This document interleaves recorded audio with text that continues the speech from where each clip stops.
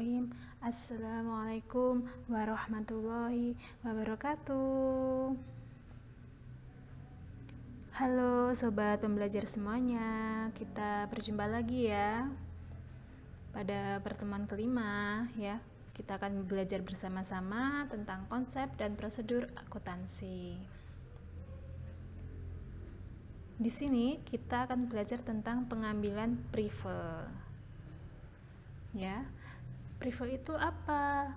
Prive itu adalah transaksi, ya, pengambilan uang perusahaan. Oleh siapa? Oleh pemilik perusahaan untuk kepentingan pribadinya, sehingga dicatat dalam akun prive. Teman-teman, terkadang pemilik perusahaan akan mengambil uang perusahaan untuk kepentingan pribadinya.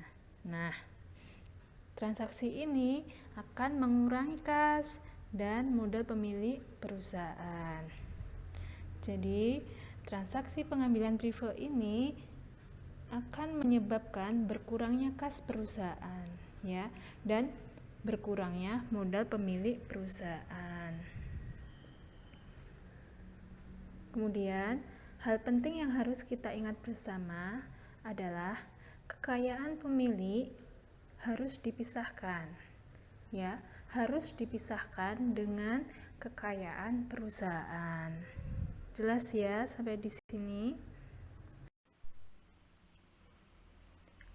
Nah, sobat pembelajar semuanya, selanjutnya kita akan belajar bersama lagi mengerjakan soal cerita. Ya, transaksi ke-6. Ya, ini berkaitan dengan latihan soal kita pada pertemuan sebelumnya. Ya.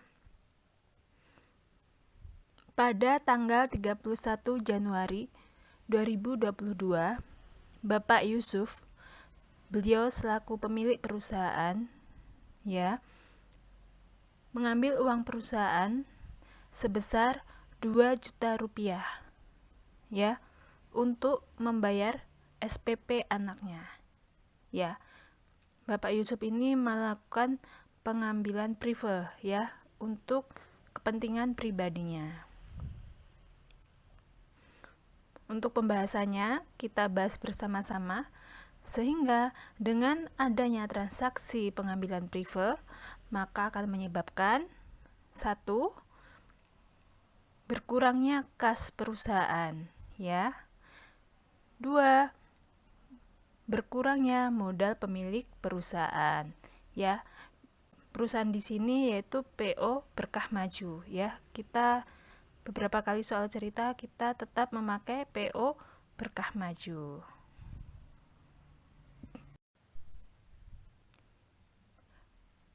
Nah, sobat pembelajar semuanya, selanjutnya kita akan menghitung ya untuk persamaan akuntansinya. Ya. Kita baca ulang untuk soalnya tanggal 31 Januari 2022. Bapak Yusuf mengambil uang perusahaan sebesar 2 juta rupiah untuk membayar SPP anaknya. Ya, di sini kita membuat rinciannya, ya. Aset sama dengan liabilitas ditambah modal pemilik.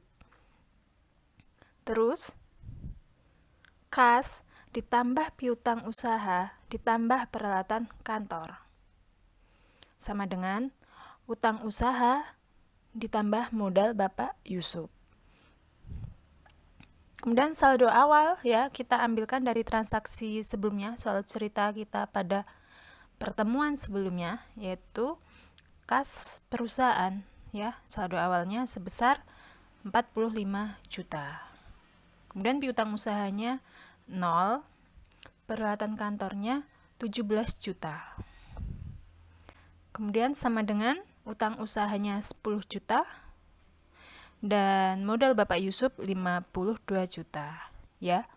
Itu untuk saldo awal kita. Nah, dengan adanya transaksi pada tanggal 31 Januari, maka terjadi perubahan. Karena transaksi pada tanggal ini yaitu terjadinya pengambilan prive, maka menyebabkan 1. Kas perusahaan akan berkurang 2 juta rupiah, ya. Dan modal pemilik perusahaan di sisi sebelah kiri, ya, modal Bapak Yusuf akan berkurang 2 juta rupiah, ya. Kemudian bisa kita jumlahkan dari saldo awal dikurangi tanggal 31 Januari, maka hasil transaksinya adalah 45 juta dikurangi 2 juta, maka saldo akhir, ya, setelah terjadi transaksi pada tanggal 31 Januari hasilnya 43 juta. Kemudian piutang usahanya 0, terus peralatan kantornya tetap karena tidak ada perubahan transaksi, sehingga saldo akhir dari peralatan kantor 17 juta. Kemudian untuk utang usaha, saldo akhirnya juga 10 juta karena tidak ada yang menyebabkan perubahan transaksi pada poin utang usaha. Selanjutnya modal Bapak Yusuf, ya, karena terjadi pengambilan prive, maka saldo awal dikurangi transaksi tanggal 31 Januari, maka 52 juta dikurangi 2 juta, hasilnya 50 juta, ya. Kemudian kita jumlahkan saldo sebelah kanan, ya, 43 juta ditambah 0 tambah 17 juta, ya, kas ditambah piutang usaha ditambah peralatan, maka hasilnya 60 juta. Dan kita jumlahkan saldo sisi sebelah kiri, ya, utang usaha ditambah modal Bapak Yusuf, ya, 10 juta ditambah 50 juta, maka hasilnya 60 juta rupiah. Sehingga saldo sisi sebelah kanan 60 juta dan saldo sisi sebelah kiri 60 juta, maka persamaan akuntansi pada tanggal 31 Januari sama dengan sama, hasilnya seimbang, balance, ya. Jelas sampai di sini? Nah, sobat pembelajar semuanya, kita lanjut, ya.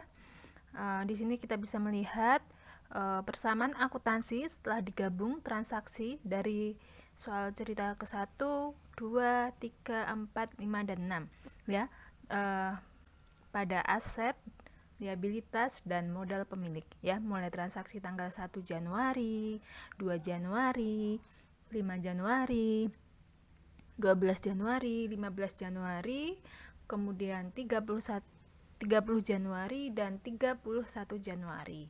Dan saldo akhir pada transaksi kita, tadi sempat kita membuat persamaan akuntansinya, ya, pada transaksi ke-6, yaitu saldo aset sebelah kanan 60 juta dan saldo sisi sebelah kiri liabilitas ditambah modal pemilik perusahaan totalnya juga 60 juta. Jadi persamaan akuntansinya balance, ya.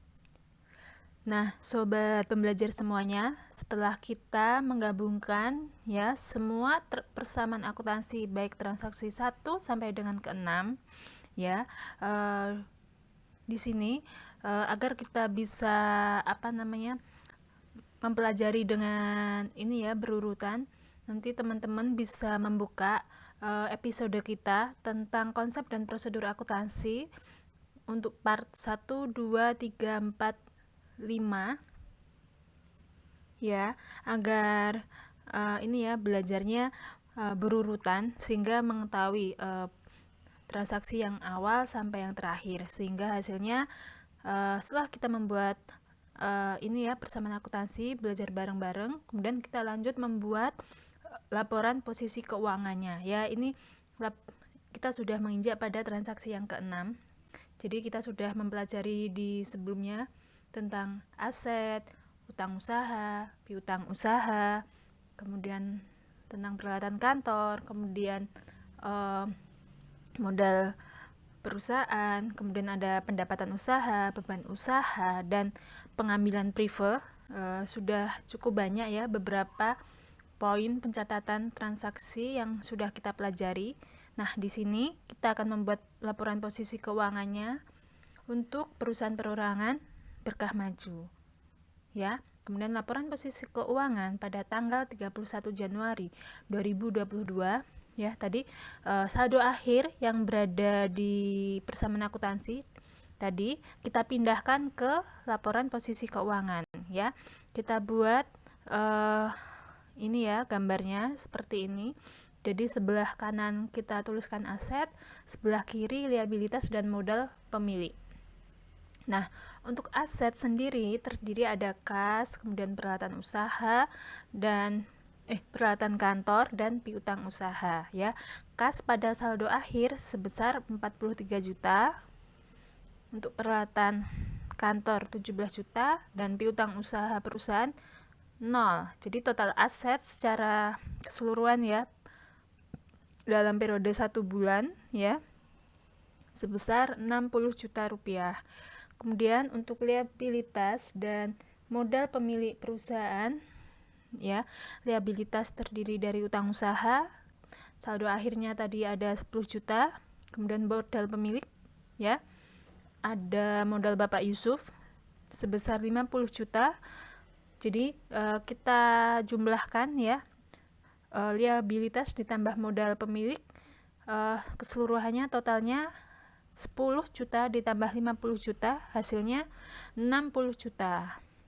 Ya, jadi laporan posisi keuangan pada saldo sisi sebelah kanan sebesar 60 juta dan saldo sisi sebelah kiri ya hasilnya juga 60 juta. Maka laporan posisi keuangannya hasilnya seimbang ya.